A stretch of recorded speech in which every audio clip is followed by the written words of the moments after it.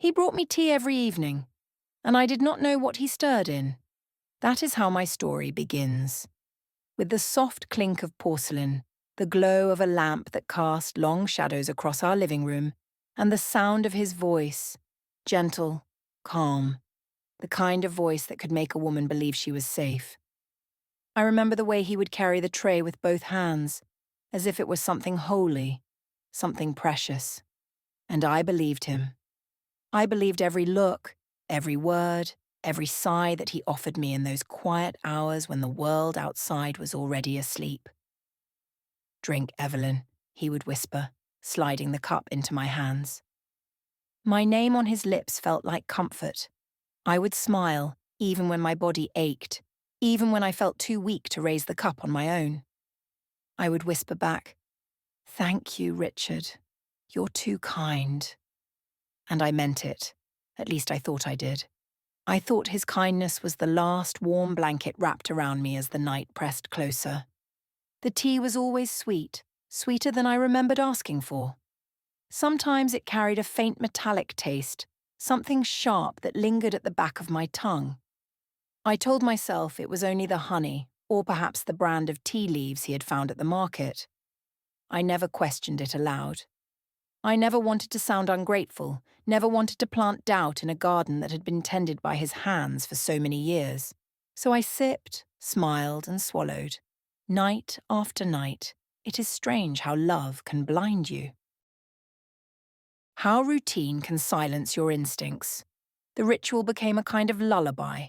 The kettle's hiss, the click of the cup against the saucer, the warmth sliding down my throat. I began to wait for it, to crave it, as though it was not the tea but the gesture, the certainty that he cared, that he noticed me, that he still wanted me in the quiet of our fading years. But beneath the sweetness there was always that whisper, that subtle aftertaste I could not name. A whisper that told me something was off. I ignored it. I hushed it. Because how could I, Evelyn, the woman who had built her whole life beside this man, imagine poison hiding in such a simple act? How could I see danger in gentle hands that shook just slightly as he placed the cup in mine?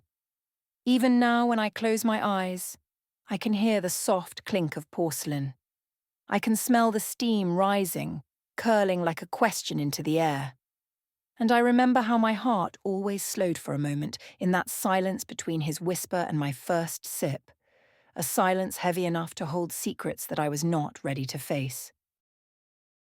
I should tell you first how we lived, how tender everything seemed before the doubts began to crawl into the corners of my mind. Ours was a small house, tucked away at the edge of a quiet street where the trees bent low as if whispering their secrets only to us. The garden out front was Richard's pride, rows of roses that bloomed even when the season had no right to them, and a little wooden bench where he liked to sit with a book in the afternoons. Inside, the house carried the smell of old books and polished wood, the kind of scent that wraps itself around you like an old sweater. It wasn't grand, no, but it was ours. Every photo on the wall, every worn chair, every scratch on the floorboards was part of our shared story. We had been married for decades, and with years comes a softness, a rhythm. We didn't chase after life anymore. Instead, we let life come to us in its quiet, gentle ways. Dinner at 6, tea at 7, the sound of the evening news fading into the distance. Sometimes we would laugh at the same old jokes, sometimes sit in silence without needing to explain a thing. That was the way of our days, steady, unshaken. Then came the weariness. At first, it was nothing dramatic, just small betrayals of the body. Climbing the stairs left me breathless, the garden felt heavier to tend, and I began to lean on the arm of the sofa as though it were a crutch. I told myself it was age, nothing more, but the truth whispered louder each week. I was ill, though the doctors spoke softly about it, using words that carried no comfort. Fatigue became my shadow. Nights grew longer, and in that space of weakness, Richard stepped in with a tenderness I had not seen in years. He fussed over me, gently but firmly. He carried the laundry I once insisted on doing myself. He pressed a blanket over my knees when I sat too long by the window. He told me I was not to worry, that he would manage. And though my pride bristled, a part of me felt grateful. I had always wanted to be the strong one, the steady one, the one who asked for little. Now I had no choice but to lean on him. And he seemed almost glad to be leaned on. I wanted to believe it was love deepening, not pity. I wanted to think our marriage had folded itself into a new tenderness, the kind that comes only when time and trials strip away everything else. And so I smiled, even when the fatigue pressed heavy against my chest, and I whispered to myself, "Don't be a burden, Evelyn. Don't trouble him more than you must." It was one of those soft afternoons when the sun stretched itself lazily across the garden, and I had settled near the window to watch the roses sway. That was when I heard the familiar rattle of the gate. Mrs. Jensen, our neighbour, a woman with a quick tongue and quicker eyes, stood there, clutching her grocery bag as if it held something too important to let go. I pushed myself up, slow and careful, and went outside to meet her. She was already leaning on the chain-link fence that separated our gardens, her voice ready to tumble out. "Evelyn," she said, her tone bright at first, like any ordinary neighbourly chat. "Your roses are showing off again. I swear Richard has the touch of a magician." I smiled politely, nodding, feeling the warmth of her compliments soak into me like sunlight. She chatted on about the weather, about her granddaughter's new job, about the price of eggs at the market, and then her voice dropped just slightly, like a curtain being pulled over a window. "I saw Richard yesterday," she murmured, eyes darting away as if the street itself might be listening. "He was at the pharmacy, not our usual one, the one across town. He bought, well, things I didn't recognize. Odd medicines, strong-looking ones, not over the counter." I laughed softly, perhaps too quickly. "Oh, Mrs. Jensen, you know Richard. He's always trying new remedies, anything that might help me sleep or ease the aches." "He means well." The words came out smooth, automatic, as though I had rehearsed them. And perhaps in my heart I had. But Mrs. Jensen's eyes lingered on me. "Maybe so, dear," she whispered, pressing her lips together. "But keep an eye out. Sometimes kindness can be complicated." She left the words dangling, unfinished, like a rope thrown across a chasm, without knowing if anyone would catch the other end. Then she straightened her back, brightened her tone again, and spoke of roses and grandchildren once more. Moments later she was gone, her grocery bag swinging, the pharmacy label just visible before it slipped behind her skirt. I stood there at the gate long after she had gone, the metal cool beneath my hand, her words echoing louder than her smile. Odd medicines. Keep an eye out. I told myself it was nothing. Richard was thoughtful, resourceful, always hunting for ways to ease my days. Still, the thought did not vanish. It tucked itself quietly into the corners of my mind, like a shadow waiting for the evening light. And though I defended him with my voice, with my smile, inside me something small shifted, something I could not yet name. The sweetness was the first thing I noticed. It clung to the tea like syrup, richer than honey, heavier than sugar. At first, I thought Richard was simply indulging me, trying to brighten my evenings with a little extra comfort. But after a few sips, a strange heaviness would settle in my chest, and a lightness would float into my head as though the world had tilted just slightly. I told myself it was nothing. Just fatigue, just the lingering illness, just Evelyn being Evelyn and making too much of small things. I remember one night in particular. The steam curled upward from the cup, twisting into shapes that almost looked like letters, like questions I could not quite read. I took a sip, and for a heartbeat the sweetness was pleasant, almost like childhood candy. But soon after, a wooziness pressed at my temples. My body felt slow, as though my limbs belonged to someone else. I placed the cup back on the saucer, smiling at Richard when he asked, "Better?" And I nodded. because that was easier than explaining what I could not explain to myself. At night, my sleep became restless. Dreams swirled with colours and voices I did not recognise. I woke with my sheets tangled around me, my heart racing as if I had run miles. Richard would lay a hand on my shoulder and hush me back to silence, whispering, "It's all right, Evelyn, just sleep." And I would close my eyes and try not to wonder why his hand felt heavier than comfort, why the sweetness lingered even on my lips as I drifted back into uneasy slumber. By day, I blamed the weather. I blamed my age. I blamed the way the body betrays a woman after 50, when strength leaves quietly through the back door and aches enter boldly through the front. What I never wanted to do was blame him. To question his kindness felt like disloyalty, like being dramatic. And I hated being dramatic. Women my age are taught to swallow doubts, to keep the peace, to say, "I'm fine," even when their bones are splintering with fatigue. So I sipped, smiled, and swallowed my silence. And when the dizziness came, I told myself to sit still, to breathe, to let it pass. I told myself it was nothing, that I was lucky to have a husband who cared enough to bring me tea each night. But deep inside, where words are softer than whispers, a single question began to rise with the steam. Why did sweetness taste so heavy? And why did it never quite let me go? It must have been well past midnight when I woke. The house was quiet, the kind of quiet that presses against your ears until even your own breathing feels too loud. I shifted beneath the covers, and that was when I heard it. Richard's voice, low and hurried, slipping through the hallway like smoke. At first, I thought he was talking in his sleep, but then the sound sharpened, words half hidden, carried on the hush of his whisper. I slid one leg out of bed, careful not to let the frame creak. The floorboards beneath me complained with the faintest groan, and I froze, holding my breath. In the silence that followed, his voice dropped lower, as if he too was afraid of being heard. I crept toward the door, easing it open just enough to let a strip of light cut across the dark. There he was, in the study, bent over the desk with the phone pressed tight to his ear. "Not yet," he said. "The papers.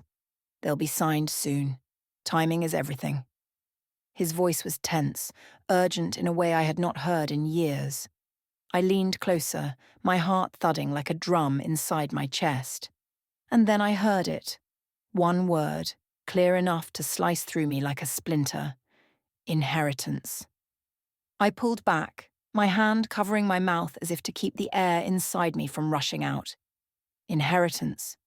My name, my life, my worth, all folded into a single word spoken in the dark.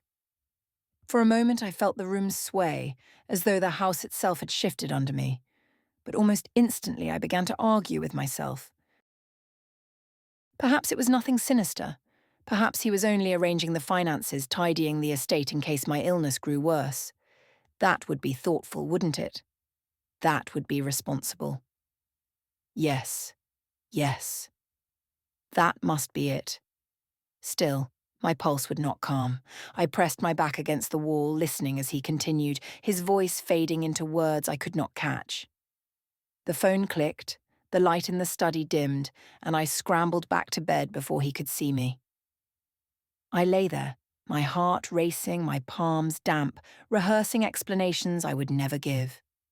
When he finally slipped beneath the covers, his breath warm against my shoulder, I kept my eyes shut tight and whispered silently to myself, "Don't be dramatic, Evelyn. Don't make monsters out of shadows." But the word clung to me. Inheritance. Long after the house returned to silence, it echoed inside my head, steady and sharp, like a nail being driven deeper with every beat of my heart. It was the smallest thing, really. A scrap of paper crumpled and tossed into the kitchen bin. I wasn't even looking for anything. I was simply tidying up, as I often did when Richard stepped out to the garden. My hands brushed against the trash bag, and I felt the faint crackle of foil. Curious, I pulled it free. It was a torn sachet, the kind that once held powder. The name printed on it was long, Complicated, the kind of word that twisted on the tongue. I mouthed it to myself, but it meant nothing. Not aspirin, not vitamins I recognized. Something else, something foreign. I turned it over, letting the faint residue catch the light. A fine dust clung to my fingertips, pale and almost glittering. I felt my stomach twist. For a moment I stood frozen, the silence of the house pressing around me. Then I heard the back door creak, Richard's footsteps, steady and familiar, moving closer. In a rush, I set the pouch on the counter, as if I had found it by accident and not by curiosity. He walked in with that careful smile of his, the one that had always reassured me. "What's this?" I asked lightly, trying to sound more amused than worried, though my voice trembled just a little. I held the sachet up between two fingers. "Something new you're trying?" Richard glanced at it only briefly before reaching out and taking it from me. "Oh, that? Just some vitamins," he said smoothly, his tone easy, dismissive. "Doctor's suggestion. Thought they might help with your energy." He crumpled the foil tighter in his hand, tossing it back into the bin with a casual flick. "Don't you worry about it, Evelyn. Nothing exciting." I laughed, softly, uncertainly. Vitamins, of course, I should have guessed. But inside me something recoiled. His smile, so quick, so practiced, felt rehearsed, like a line spoken too many times. And the way he avoided my eyes for just a moment, it was enough to stir the unease I had tried so hard to quiet. Still, I let it pass. I wanted to believe him. I wanted to believe that he was only trying to care for me in the ways I no longer could for myself. So I kissed his cheek, let him guide me back to my chair, and forced the unease back down where it belonged. But even as I sat, even as I folded the blanket over my knees, I could feel the grit of that fine powder on my skin. And no matter how many times I rubbed my fingers together, the residue refused to fade, as if it wanted to remind me of the question I dared not ask. The clinic always smelled faintly of antiseptic and old coffee, a strange mix that settled in the air like a reminder that life was both urgent and ordinary. I sat across from Dr. Alvarez, hands folded in my lap, trying not to fidget while he studied the sheet of paper in front of him. His brow furrowed just slightly, the way a man does when something doesn't quite add up. He tapped his pen against the page once, twice, 3 times, and then looked at me over the rim of his glasses. "Evelyn," he said gently, "your labs came back with some unusual results.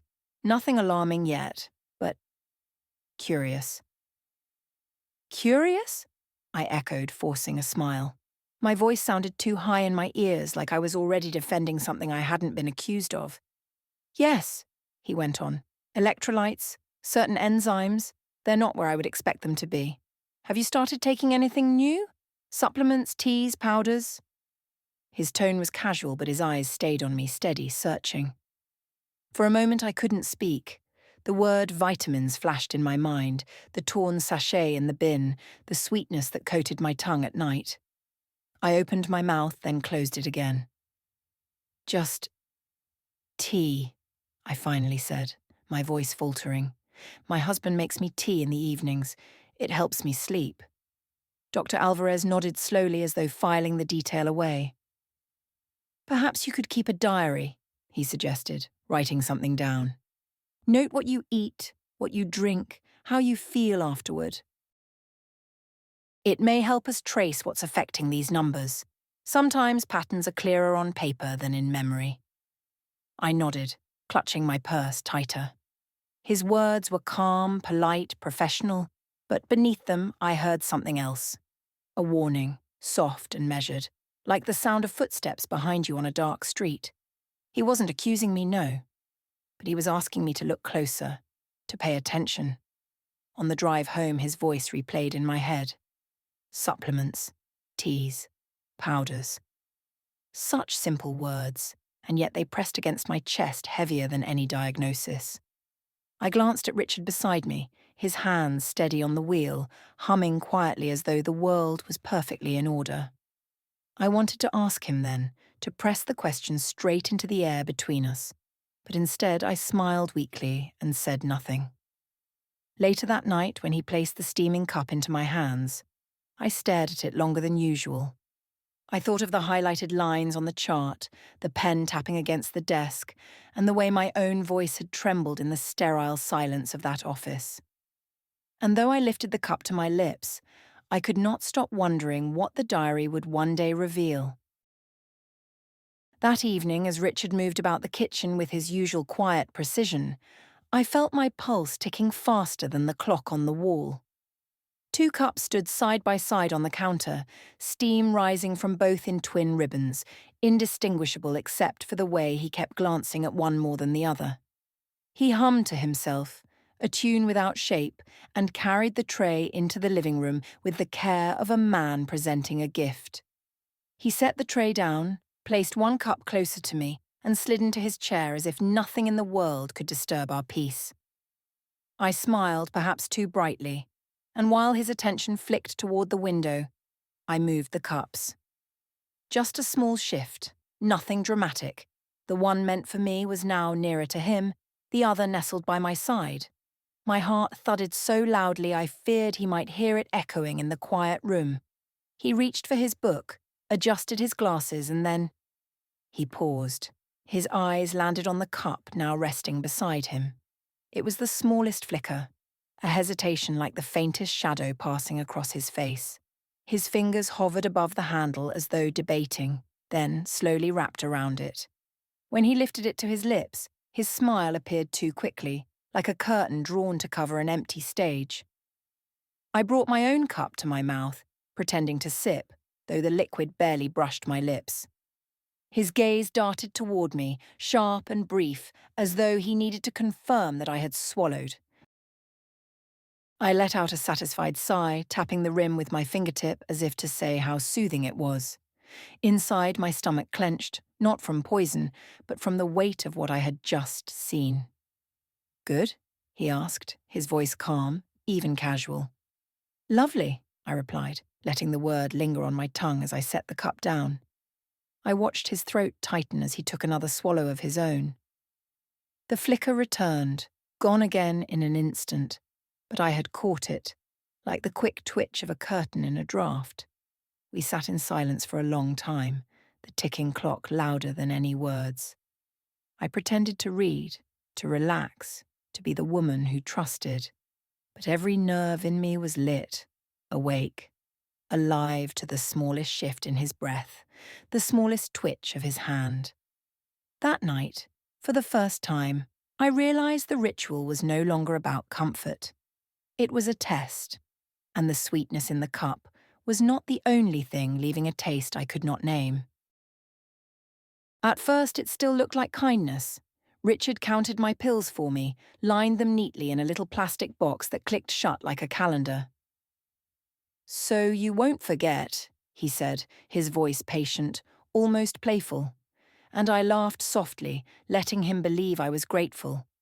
But over time, the laughter dried in my throat. He began timing everything, my tea, my medicine, even the hour I was allowed to rest. If I reached for a cup on my own, he would appear suddenly, reminding me, "No, darling, not yet. You're forgetful these days." Forgetful. The word struck me harder each time. I had always prided myself on memory, on birthdays, recipes, the names of neighbours' children. Now, when I faltered for even a second, Richard smiled in that way that was half pity, half triumph, and said, "See, that's why I'm here. To keep you safe. Safe." The word wrapped itself around me like a chain, not a blanket. My friends called, left messages, suggested visits. Richard would answer the phone before I could, his voice warm but firm. "She's tired today, best not to disturb her." I would hear him hang up, and when I asked who it was, he would shrug lightly, as though it hardly mattered. "Nothing important, Evelyn. You need your rest." Soon the house grew quieter, emptier, as though the world beyond our walls had begun to forget me entirely. He hovered when I ate, watched me with that soft smile that used to soothe me, but now felt like surveillance. If I hesitated, If I pushed food around my plate, he leaned in with a sigh. Evelyn, don't make this harder than it needs to be. I only want what's best. His words sounded gentle, but underneath them lay an edge I could not name, a firmness that made me shrink rather than lean closer. I tried to remind myself that this was care. This was love. After all, hadn't I always wished for a husband who would stand close in sickness, who would not turn away when the body grew frail? But there was something hollow in his tenderness now, something rehearsed. His kindness no longer felt like a gift freely given. It felt like a script, one he repeated until I began to doubt my own lines. And when he kissed my forehead before bed and whispered, "You'd be lost without me," I smiled as though I believed it. But inside, a small voice was beginning to whisper back, what if it's me who is losing him, piece by piece, to something I cannot yet see? It was a rainy afternoon when memory returned to me like a sudden draft sneaking through a closed window. I had been sitting at my writing desk, sorting through old letters, when my eyes fell on the drawer we hardly opened anymore. Inside was the manila envelope, thick and official, stamped in bold letters, Last Will and Testament. My own handwriting marked the date just a year after my mother passed. I remembered the day so clearly, the grief still raw, the air thick with the scent of hospital disinfectant, and Richard's voice beside me, calm and persuasive. Keep it simple, he had urged back then. No reason to make things complicated. Everything should come to me. It's the cleanest way. After all, Evelyn, who else would take care of it all? At the time, it had sounded reasonable, even loving. He was my husband, my partner, the man who had stood beside me through every storm. Why wouldn't I trust him with everything? So I signed, tears still wet on the page, and folded the papers away. Now, staring at the envelope in the desk, I felt my heart stumble against my ribs. His voice echoed in my memory. Simplicity. But the word no longer soothed. It scratched at me, like sandpaper against tender skin. My hands trembled as I brushed the edge of the envelope, the paper flap whispering under my fingers. I did not open it. I didn't need to. I knew what it said. I knew what it meant. If anything were to happen to me, Richard would inherit all. I sat back in the chair, shame flooding through me like cold water. How ungrateful I was, doubting him after all these years. But almost at once another shame rose higher. What if my doubt was the only thing keeping me alive? I pressed my palms to my eyes, whispering to myself, "Don't be foolish, Evelyn. Don't see ghosts where there are none." Yet the thought would not leave. It settled into my chest, a heavy stone that made every breath a little harder. When Richard came into the room moments later, humming softly, I closed the drawer quickly and smiled too fast. He kissed the top of my head and asked if I was feeling well. I told him yes, my voice too bright, too rehearsed. But as he left the room, I could hear the beat of my own heart louder than the rain against the windows. For the first time, I was afraid not of illness, not of age, but of the man who knew exactly what was written inside that envelope. There are moments when truth swells up inside you, filling every corner of your chest until you think it will burst if you don't let it out. That night, I stood in the hallway with the words gathered on my tongue, trembling like frightened birds desperate to escape. Richard had just set the tray down, the tea steaming, his movements as calm and careful as always. I watched him, my eyes narrowing at the way his hand lingered on the handle, the way he studied me a little too closely when I lifted the cup. And I thought, this is it. This is the moment I will ask. Richard. My voice cracked on his name. He turned, smiling softly, waiting. My throat tightened. I wanted to say, "What are you putting in my tea? Why do I feel weaker every day? What were those papers you spoke of in the night?" The questions pressed against my lips one after another, a flood I could barely contain. My hands clenched at my sides, nails digging into my palms as though pain could force courage into me. He stepped closer then, setting a gentle hand on my shoulder, his eyes warm with something that looked so much like love it nearly undid me. "My brave girl," he whispered. The words slid through me like a balm, soothing, soft, familiar. My brave girl. How many times had he said it when life was heavy? When I had lost my mother? When illness first came creeping in? My brave girl. The words wrapped around me like a blanket, smothering the fire that had been burning in my chest. I opened my mouth again, but what came out was only a thin sigh. "Not now," I whispered to myself more than to him. I let the silence fill the hallway, the two of us standing close yet somehow apart. Our shadows stretched across the wall, touching and not touching, two shapes that looked together but carried their own secrets.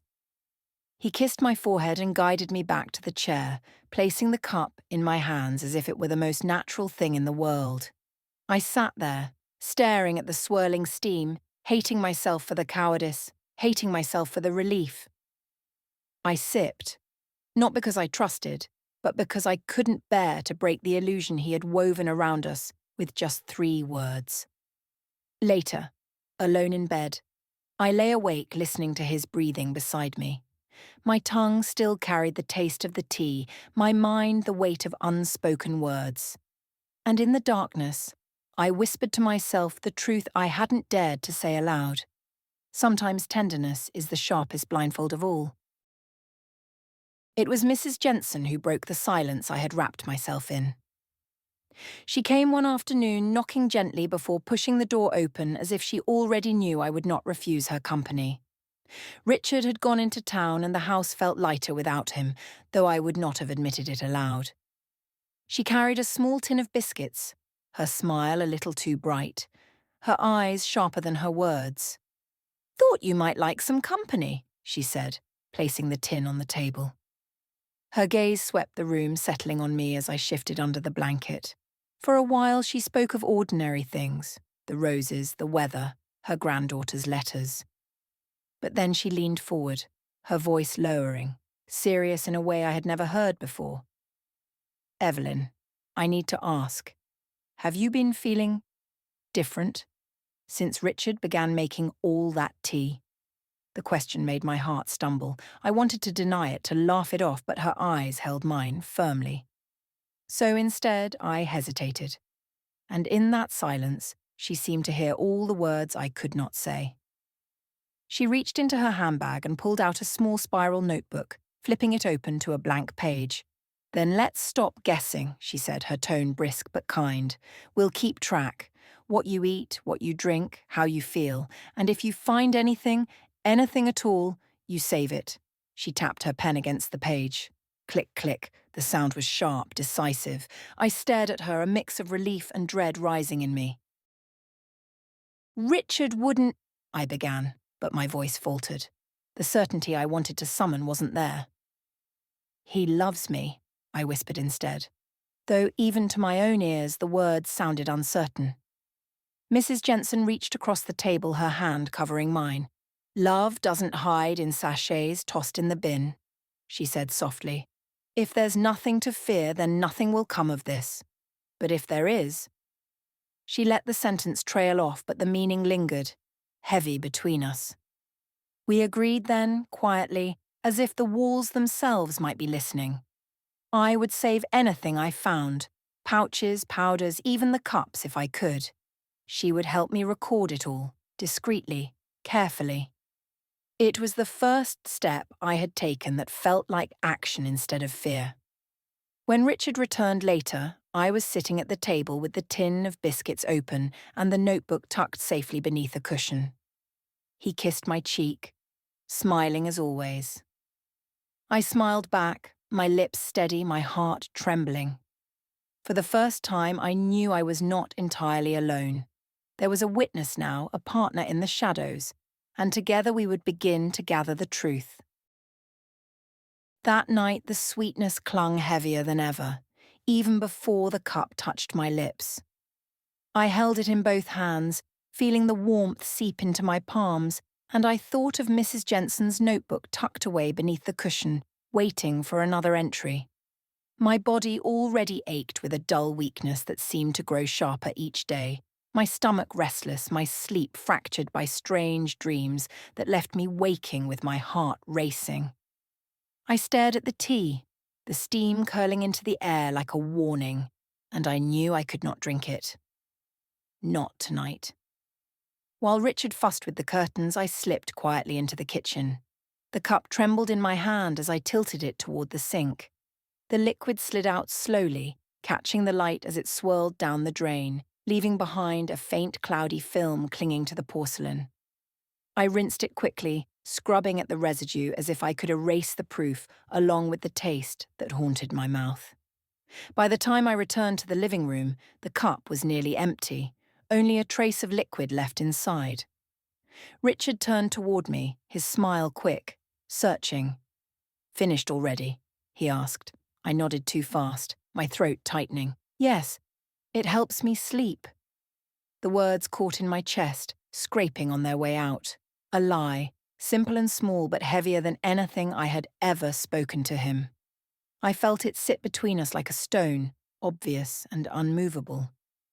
He studied me for a moment, his eyes narrowing just slightly before softening again. "Good. You need your rest, Evelyn. You've been so tired." His hand brushed my shoulder as he guided me back to the sofa. I forced a cough, short and sharp, to fill the silence, and he looked at me with a concern that might once have soothed me.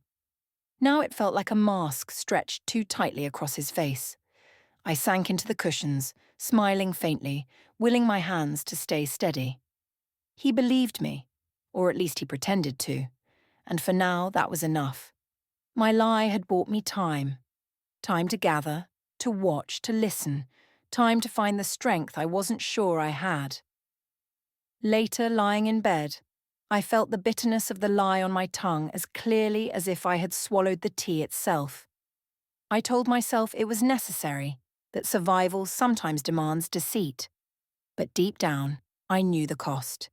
Every time I lied, a part of the marriage I had once believed in crumbled away, brick by brick, until only shadows remained where trust used to live. Mrs. Jensen arrived with a kind of quiet urgency, her handbag clutched close as though it carried something fragile. She waited until Richard had gone to fetch supplies, then slipped inside and closed the door firmly behind her. From her bag she pulled a small brown paper sack folded neatly at the top, a handwritten label scrawled in her neat cursive. Inside, wrapped in a bit of wax paper, was the trace I had managed to save, the cloudy residue from the bottom of a cup, scraped carefully into a little packet. "My nephew owes me a favour," she said, her voice low but steady. "He works at the lab in the next town. Nothing official, just a quiet look. We'll know soon enough if there's something in here that shouldn't be." She set the bag on the table between us, and for a moment we both stared at it as if it were alive, as if it might whisper its secrets right then and there. I touched the folded paper lightly, my fingers trembling. "And if it is nothing?" I asked, my voice thin. "Then nothing," she replied simply, though her eyes did not soften. "But if it is something, Evelyn, then we'll have proof." She left soon after, the brown bag tucked safely back under her arm, and I sat alone listening to the silence stretch. The clock on the wall ticked louder than it ever had before, each second striking like the beat of a drum. Tick-tock, tick-tock, the rhythm of waiting. I folded my hands together in my lap, pressing until my knuckles whitened, trying to hold myself steady against the swell of dread rising in my chest. That evening, Richard returned with his easy smile, his careful questions about whether I had rested. I answered as I always did, soft and obedient, while inside me the tension wound tighter and tighter. The tea tasted no sweeter, no stranger, but now every sip felt like a gamble. I swallowed a single mouthful, then set the cup down, pretending I was too weary to finish. His eyes lingered on me, and I felt the ticking of the clock in my veins. Days passed like that, each one stretched thin by waiting. I wrote notes in Mrs. Jensen's spiral book, the heaviness, the dizziness, the dreams that pulled me into shadows I could not name. Every mark on the page felt like a confession, every word a plea. And still the question hung in the air, heavy as the bag that had left with her. Was I imagining it all? Or had I finally placed my trembling fingers on the edge of the truth? The phone rang in the middle of the afternoon, its buzz cutting through the stillness of the house like a blade. I reached for it with hands that already trembled, as if my body knew before my mind what was about to come. Mrs. Jensen's voice was low, hurried, stripped of her usual warmth. Evelyn. I just spoke with my nephew. He hasn't finished the full analysis yet, but he said enough. She paused, and I could hear her breath in the line, quick and unsteady. There's something in that residue, something that doesn't belong in tea. For a moment the world tipped sideways. My breath caught, shallow and uneven. Not belong, I whispered. Not normal, she repeated firmly. He wouldn't say more until he's certain, but he told me to tell you to be careful. Very careful. There was a rustle, and then her voice softened. Evelyn, promise me you'll take this seriously. I promised, though the words barely made it out, more a gasp than a vow. After she hung up, I sat at the table with the phone still pressed to my ear, listening to the empty line, my heart pounding like it wanted to break free. I reached for a scrap of paper and scrawled the words I had heard. Not normal. Be careful. The letters wavered, crooked, as though they too were afraid. I left the note on the counter where I could not ignore it. Fear washed over me first, heavy and cold. But then, slowly, something else rose up to meet it, resolve. If there truly was poison in the tea, if Richard's hands were not serving love but something darker, then I could no longer drift along pretending. I had to protect myself. But I also knew I had to be clever, careful. He was watching me too closely now, measuring every sip, every pill, every word. That evening, when he set the cup before me, I lifted it with steady hands. I smiled, even as my stomach turned, and let the steam curl around my face like a veil. I took the tiniest sip, enough to please him, and then set it aside, feigning weariness. It helps me sleep, I murmured, the lie rolling easier now, though each one cut deeper inside me. He patted my hand, his eyes warm, his smile practiced. Inside, though, I was already planning. I would hide what I could. I would pretend when I must. And I would wait. For the proof. For the right moment. For the truth to no longer be whispered in a phone call, but written clearly in black and white. Until then, my life balanced on every sip I did not take, every breath I managed to hold. I decided the test would be mine this time. That evening, before Richard could shuffle into the kitchen with his familiar tray, I called out that I would make the tea myself. My voice carried a brightness I did not feel, a cheerfulness that startled even me. He hesitated in the doorway, his eyes narrowing for just a flicker. But then he smiled and nodded. Of course, Evelyn. That would be lovely. I moved slowly, deliberately, measuring the leaves, boiling the water, pouring it into 2 cups. My hands shook just slightly, but I told myself it was only the steam, only the heat. When I set the cups on the table, the room felt charged, thick with something unsaid. I placed 1 cup in front of him and 1 before me, mirroring the way he had done it for so many nights. Sit with me, I said, my voice calm, almost tender. He pulled out the chair and lowered himself into it, his movements a little too careful, his smile a little too tight. We sat facing each other, the cups between us, steam rising in twin ribbons that curled and mingled in the air. I lifted my cup, brought it close to my lips, and then paused. I looked at him. He reached for his, fingers wrapping around the handle with the ease of habit. But then, he stopped. The smallest hesitation, so brief anyone else might have missed it. His eyes darted to me, then back to the cup. The smile returned, but it was late, too late. I saw it. Go on, I said softly, coaxing, almost playful. It's good tonight. My words hung in the air, deliberate, pointed. For a moment the mask slipped, the corner of his mouth faltered, the hand holding the cup twitched, and then, with a laugh that rang too thin, he set the cup back down untouched. I think I'll let it cool a bit, he said. I nodded slowly, my heart steady now, steadier than it had been in weeks. The silence between us grew heavy, broken only by the ticking of the clock and the faint hiss of steam fading from the cups. I pretended to sip, letting the warmth brush my lips, never swallowing. His eyes stayed on me too long, waiting for me to drink, willing me to. But I didn't. Neither did he. And as the tea cooled untouched on the table, I felt something shift inside me.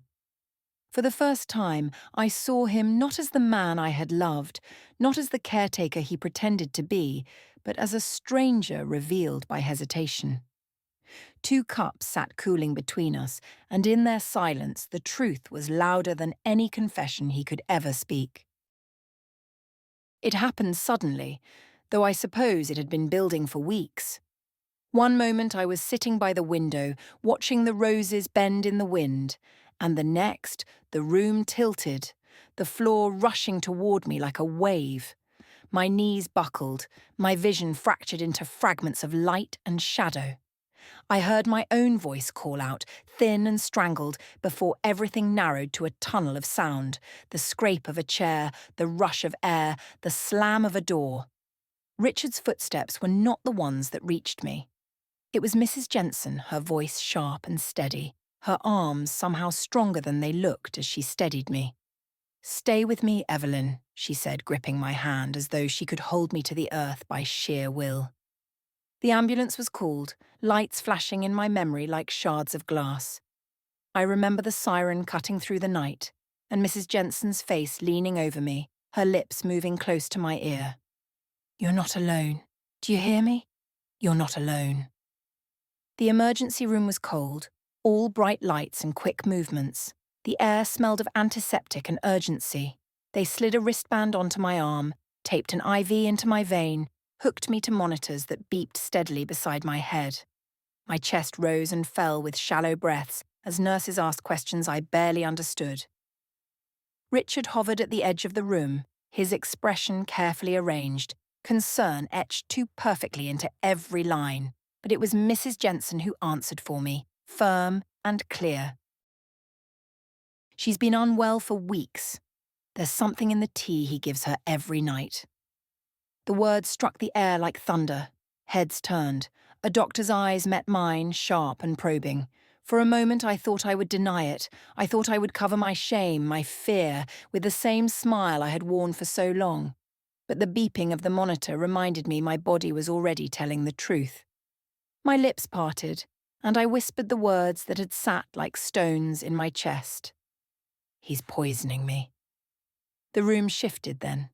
Questions fired quickly, hands moved faster, samples taken, notes scribbled. I felt the weight of the admission settle over me, heavy but oddly freeing. For the first time, the secret was no longer mine alone to carry. Mrs. Jensen squeezed my hand, tears brimming in her sharp eyes, though her voice stayed steady.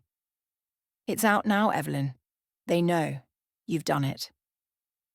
And lying there under the sterile lights, with machines breathing in rhythm beside me, I felt something I hadn't in a very long time. Safety, fragile but real, as if the truth itself had stitched a thread between me and life again. The police came the next morning. 2 officers in plain clothes, their notebooks open, their voices steady but not unkind. They sat by my hospital bed, the curtain drawn halfway, the beeping of the monitors filling the pauses between their questions. One of them placed a badge gently on the table, a small gleam of authority catching the sterile light. "Mrs. Carter," he said, "we need you to tell us everything you can." I told them about the tea, about the sachets in the bin, about the strange sweetness that left me dizzy and weak. My voice shook at first, words halting, but with each detail spoken aloud I felt stronger, as though each confession untied a knot inside me. Mrs. Jensen sat at my side, her notebook open, showing them the careful records we had kept together. Dates, times, symptoms, all the things I had once been too afraid to name were there, written in ink that could not be denied. When they brought Richard in later, I almost didn't recognize him. His face was pale, his jaw tight, his hands clasped too firmly behind his back. At first he tried the smile, the same one that had soothed me, fooled me, kept me quiet. But it did not reach his eyes, and under the harsh lights of the hospital the mask cracked. His voice wavered when he called me, my brave girl. And for the first time I heard the hollowness echoing beneath the words. The officers asked him about the powders, about the pharmacy across town, about the inheritance. He denied, deflected, shrugged. But when they pressed harder, when they showed him the bag Mrs. Jensen's nephew had tested, when they mentioned the word poison, his face shifted. Just for a second, but enough. A flash of irritation, of calculation, of something cold I had never wanted to believe lived inside him.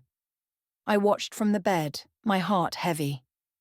This was the man I had shared my life with, the man who had held my hand through grief, who had planted roses for me, who had kissed my forehead 1,000 times. And yet, here he was, a stranger wrapped in the familiar skin of my husband. I felt grief rising in me, raw and unrelenting, not grief for myself, but for the man I thought he had been, the marriage I thought we had built, the love I thought was true.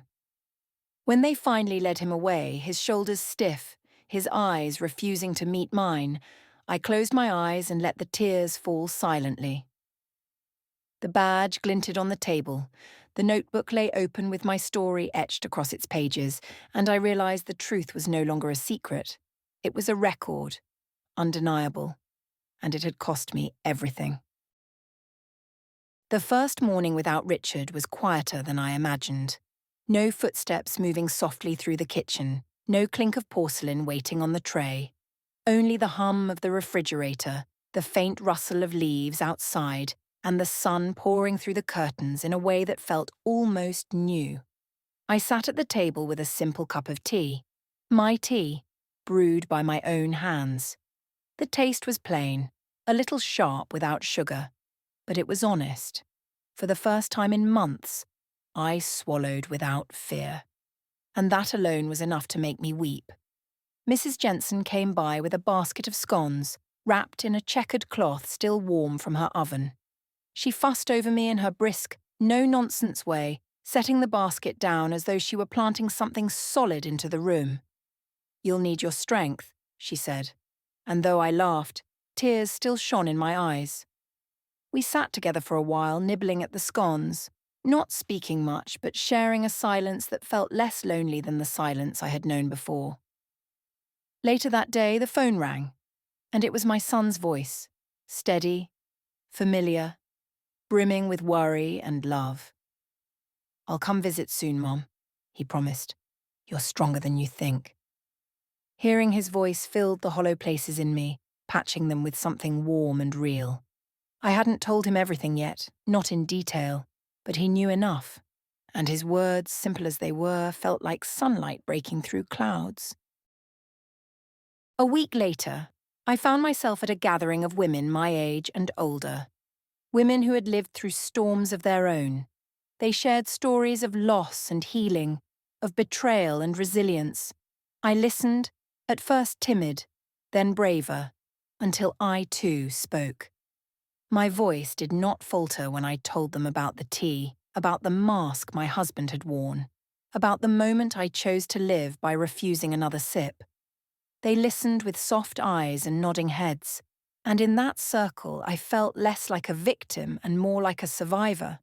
One of them pressed my hand and said, "You'll bloom again, Evelyn. We all do." Now my mornings are simple. I open the curtains, let the light spill in, tend a little to the roses and brew 1 cup of tea. Just one. The table feels lighter, the air easier to breathe. It is not the life I expected, but it is life still, and that is enough. Enough to smile through the tears, enough to feel the warmth seep slowly back into my bones. A quiet morning, yes, but a safe one. And for me, that is everything. I have learned to pay attention to the smallest things, the way steam curls upward from a cup, the way a hand lingers just a second too long, the way words can sound warm and still carry a chill underneath. It took me too long to understand that not every gesture is born of love, that sometimes kindness is only a costume and the smile behind it is stitched too tightly to be real. I see it now clearly, and though the truth cut deep, it also set me free. These mornings belong to me. I wake in a house that feels lighter, quieter, yet more honest. I walk into the kitchen, place the kettle on the stove, and listen as the water builds to a soft boil.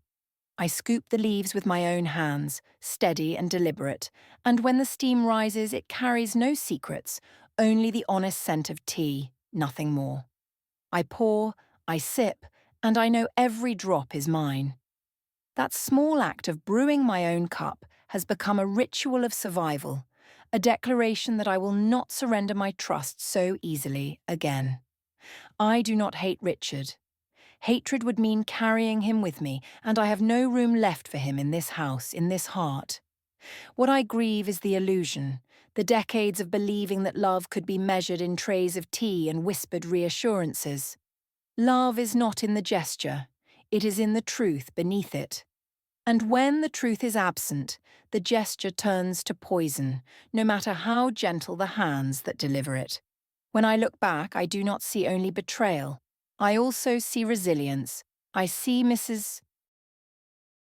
Jensen's firm hand guiding me to speak when my own voice faltered. I see the women who sat in a circle with me, sharing their stories, lending me their strength.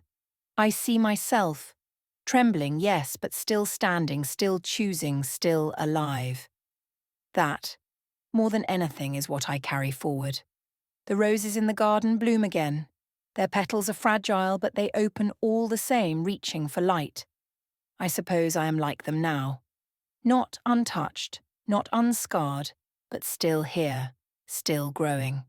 And when I sit at my sunlit table with my cup, the lesson is simple, spoken without bitterness, without drama, just truth. The bitterest poison wasn't in the cup, it was in the lie I kept swallowing. I don't drink lies anymore. What part of this story touched you the most? Share your thoughts in the comments. I'd love to read them. If this story felt close to your heart, give it a like, subscribe if you want to be part of a space where real stories matter. Got a couple more minutes? Check out the next story. It's also about the things we rarely say out loud.